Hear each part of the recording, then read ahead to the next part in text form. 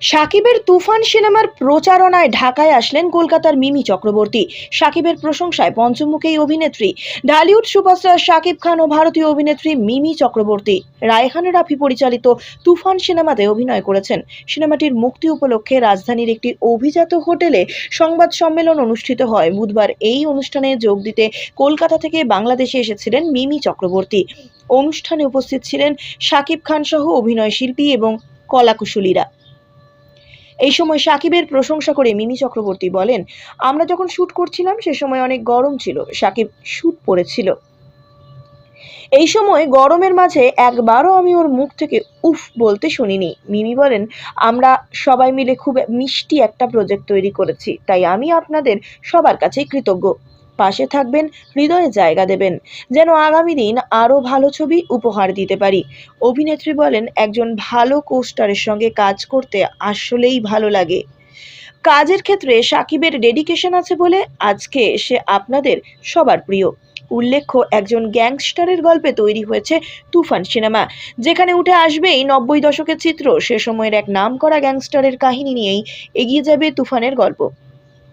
রায়হান রাফি ও শাকিব খান জুটি ঢালিউডকে নতুন কিছু উপহার দিতে চলেছে। যৌথ প্রযোজনার তুফানে যুক্ত আছে বাংলাদেশের নামী প্রযোজনা সংস্থা চরকি ও আলফা আই। ভারত থেকে যুক্ত এসভিএফ। শাকিব খান, মিমি চক্রবর্তী এছাড়াও এই সিনেমায় আরও অভিনয় করেছেন অভিনেতা চঞ্চল চৌধুরী, অভিনেত্রী নাবিলা, মিশা সওদাগর প্রমুখ। আসন্ন ঈদুল আজহায় প্রেক্ষাগৃহে। এদিকে শাকিব খান বলেছেন, একদিন ইংলিশরাও এই সিনেমা দেখবে।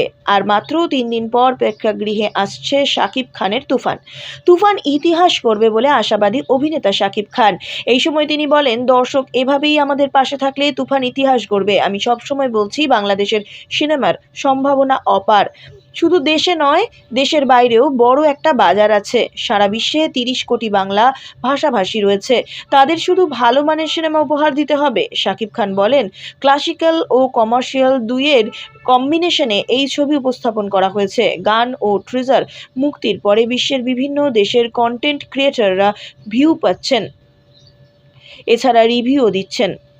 এই তুফান শুধু বাংলাই নয়, এই তুফান বয়ে যাবে গোটা পৃথিবীতে। এই তুফান ঝড় জয় করবে গোটা পৃথিবীর মানুষকে। ছবির বিষয়ে সাকিব জানান, বাঙালিদের পাশাপাশি একদিন ইংলিশরাও সিনেমা করবে এবং বাংলা সিনেমা দেখবে।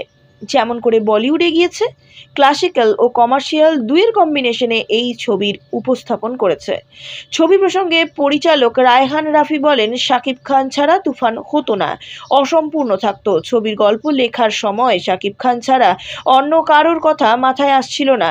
সাধারণত সিনেমা শেষ হলে প্রযোজক সহ অন্যদের নাম আসে, তবে আর একটা সিন আছে, সেটা হতে পারে অন্য কোনো ছবির সিন বা যে কোনো সিন হতে পারে। এতে অনেক বড় চমকও রয়েছে।